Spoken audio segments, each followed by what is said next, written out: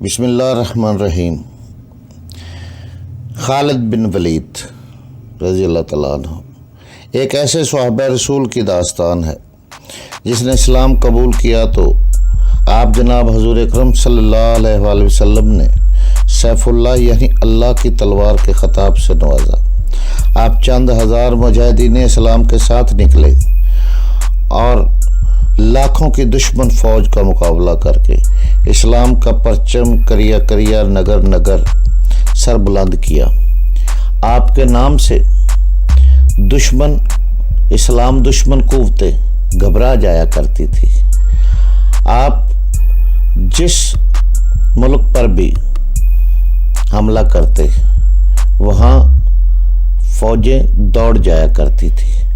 آپ کو ہمیشہ اللہ تعالیٰ نے عزت بخشی، آپ فتح یاب ہوئے، آپ کا نام ہمیشہ سنہری حروفوں میں لکھا گیا۔ تو آئے چلتے ہیں خالد بن ولید کی کہانی کی طرف۔ یہ ناول، یہ داستان ایمان فروز ہے۔ تو آئے چلیں۔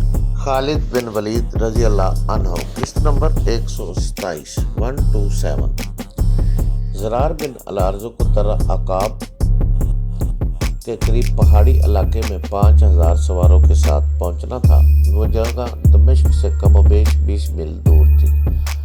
زرار رضی اللہ عنہ تو جیسے اڑتے ہوئے وہاں پہنچ گئے۔ انہوں نے وہاں جو نفری موجود تھی اسے بھی اپنی کمان میں لے لیا۔ یہ علاقہ پہاڑی ہونے کی وجہ سے گھات کے لیے موزوں تھا۔ رومی فوج ابھی تک وہاں نہیں پہنچی تھی۔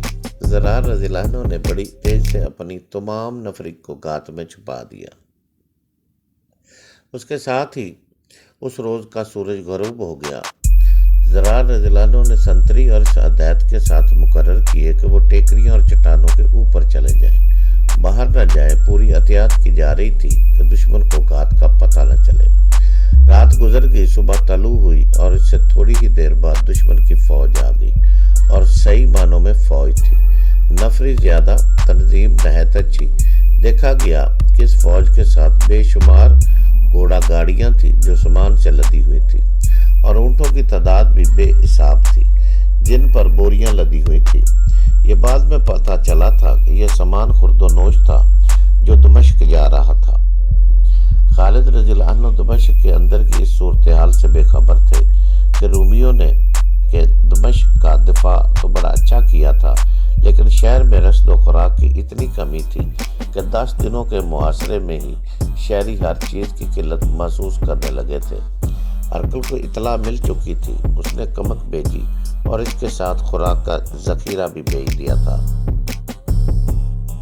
زرار بن الارض کو بتایا گیا کہ رومی فوج کے ساتھ مال و بے حساب آ رہا ہے، تو زرار نے جوش میں آ کر حسب معمول ذرہ خود اور قمیض اتار پھینکی۔ نیم برہنہ ہو کر انہوں نے اعلان کیا کہ بہت موٹا شکار آ رہا ہے۔ رومی جب پہاڑیوں میں آئے تو زرار کی للکار پر مجاہدین اسلام گھات سے نکل کر رومیوں پر ٹوٹ پڑے۔ تو کوئی یہ تھی کہ رومی اچانک حملے سے گھبرا اور بکھلا کر بھاگ اٹھیں گے، لیکن ان کا رد عمل ایسا بالکل نہیں تھا۔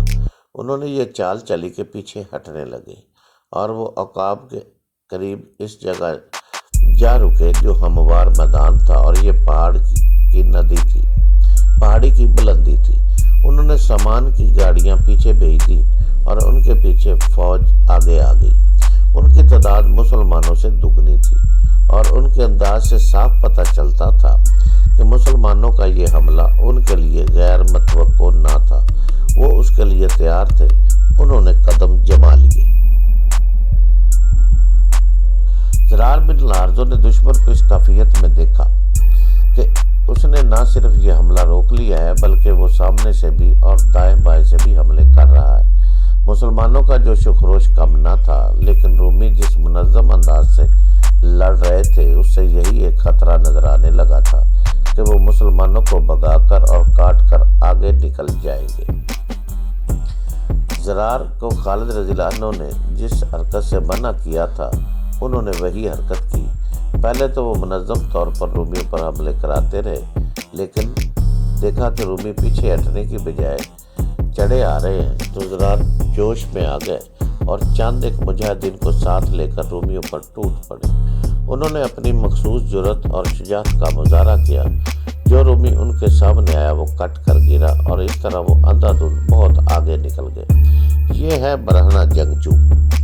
کسی رومی نے نعرہ لگایا، یہ کوئی سالار ہو سکتا تھا۔ اس نے للکار کر کہا، گھیرے میں لے لو، اسے زندہ پکڑو۔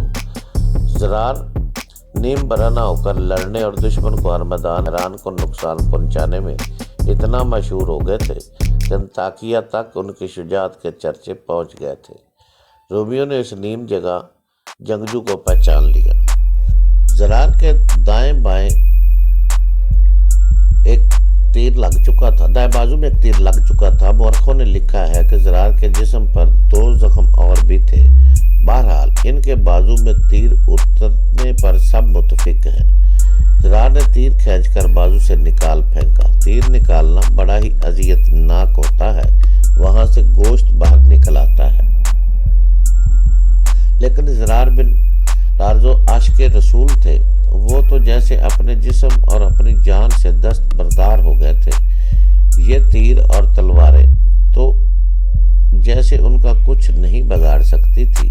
رومیوں کا تیر کھا کر انہوں نے تیر یوں نکال پھینکا جیسے کانٹا نکال پھینکا ہو۔ ان کا دایاں ہاتھ تلوار کو مضبوطی سے تھامے رہا اور رومی کٹتے اور گرتے رہے۔ رومی نے زندہ پکڑنے کا تہیہ کر چکے تھے۔ انہوں نے زرار کے آدمیوں کو جو ان کے ساتھ آگے نکل گئے تھے بکھیر کر الگ الگ کر دیا اور زرار کو گھیرے میں لے لیا۔ اس موقع پر انہیں 1 یا 2 زخم آئے۔ آخر کئی رومیوں نے مل کر انہیں پکڑ لیا اور انہیں باندھ لیا۔ رومی بلند آواز سے چلانے لگے، مسلمانوں، تمہارا سالار ہمارا قیدی ہو گیا ہے۔ ہم نے تمہارے ننگے سالار کو پکڑ لیا ہے۔ ہم شہنشاہ ہرقل کو تحفہ دیں گے۔ رومیوں کی للکار بلند ہوتی جا رہی تھی۔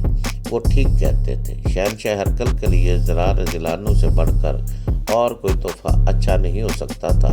رومی انہیں باندھ کر پیچھے لے گئے۔ ان کے زخموں سے خون بڑی تیزی سے بہا جا رہا تھا، جس سے یہ خطرہ پیدا ہو گیا تھا کہ وہ ہرقل تک زندہ نہیں پہنچ سکیں گے۔ رومیوں نے ان کی مرہم پٹی کر دی۔ اس دور کی جنگوں میں فوجیں یوں بھی شکست کھا جاتی تھی کہ سپہ سالار مارا گیا، پرچم گر پڑا اور پوری کی پوری فوج بھاگ اٹھی۔ لیکن مسلمانوں کا معاملہ اس کے برعکس تھا۔ زرار جیسا سالار پکڑا گیا تو دشمن کی یہ للکار سن کر کے ان کے سالار کو پکڑ لیا ہے، مسلمانوں نے حملوں کی شدت میں اضافہ کر دیا۔ وہ لپکتے ہوئے شعل اور گرتی ہوئی بجلیاں بن گئے۔ رافع بن عمیرہ زرار رضی اللہ عنہ کے نائب سالار تھے۔ انہوں نے گرج کر اعلان کیا، اب کمان ان کے ہاتھ میں ہے۔ انہوں نے سامنے سے رومیوں پر حملے کرائے، خود بھی حملوں کی قیادت کی اور دشمن کی صفوں کو توڑ کر آگے جانے کی کوشش کی۔ لیکن رومیوں کی صفیں مل کر بڑی مضبوط دیوار بن گئی تھی۔ رافع زرار کو رہا کرانے کی کوشش میں تھے، لیکن ان کی کوشش کامیاب نہیں ہو رہی تھی۔ مسلمان اپنے سالار کو دشمن سے چھڑانے کے لیے جان کی بازی لگائے ہوئے تھے۔ دوپہر سے ذرا بعد کا وقت تھا۔ خالد رضی اللہ عنہ دمشق کے ارد گرد گھوم پھر کر جائزہ لے رہے تھے کہ دیوار کہیں سے توڑی جا سکتی ہے یا نہیں۔ 2 سالار ان کے ساتھ تھے۔ خدا کی قسم دمشق ہمارا ہے، خالد رضی اللہ عنہ نے کہا۔ رومیوں کو کمک نہیں مل سکتی۔ زرار رضی اللہ عنہ اور رافع ان کی کمک کو پگا چکے ہوں گے۔ خالد رضی اللہ عنہ چپ ہو گئے۔ ایک گھڑ سوار ان کی طرف بڑا تیز آ رہا تھا۔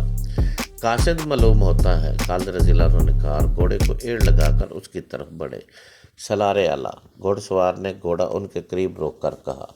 رومیوں نے زرار رضی اللہ عنہ کو پکڑ لیا ہے۔ ابن عمیرہ نے ان کی جگہ لے لی ہے۔ انہوں نے ابن الارزو کو رہا کرانے کی بہت کوشش کی ہے، لیکن رومیوں کی تعداد اتنی زیادہ ہے کہ ہم ناکام ہو گئے۔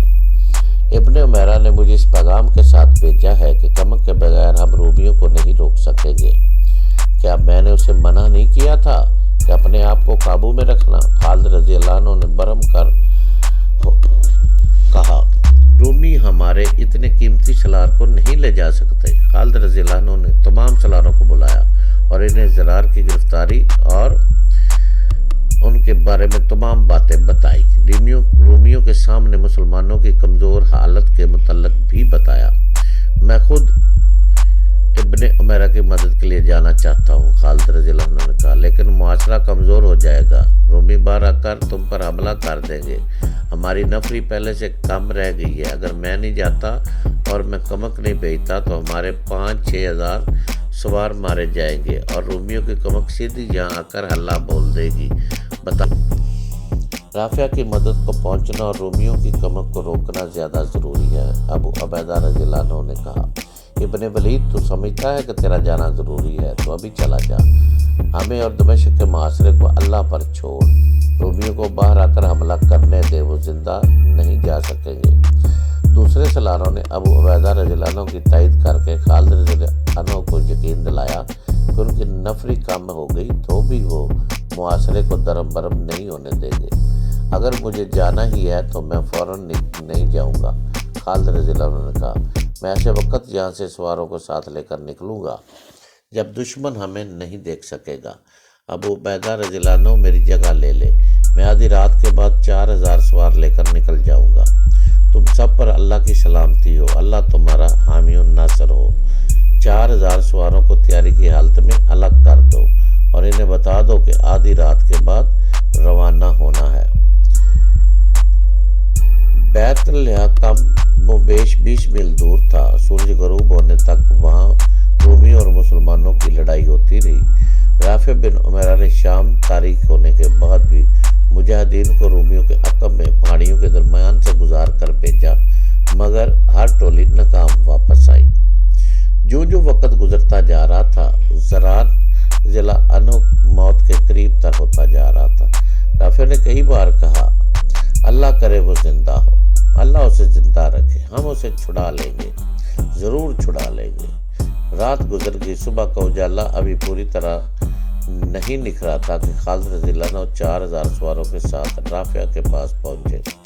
خالد رضی اللہ عنہ آدھی رات گزر جانے کے بعد دمشق سے روانہ ہوئے تھے۔ انہوں نے 4000 سواروں کو شام کے بعد خاموشی سے محاصرے سے ہٹا کر پیچھے کرنا شروع کر دیا تھا اور سوار پیچھے جا کر اکٹھے ہوتے جا رہے تھے۔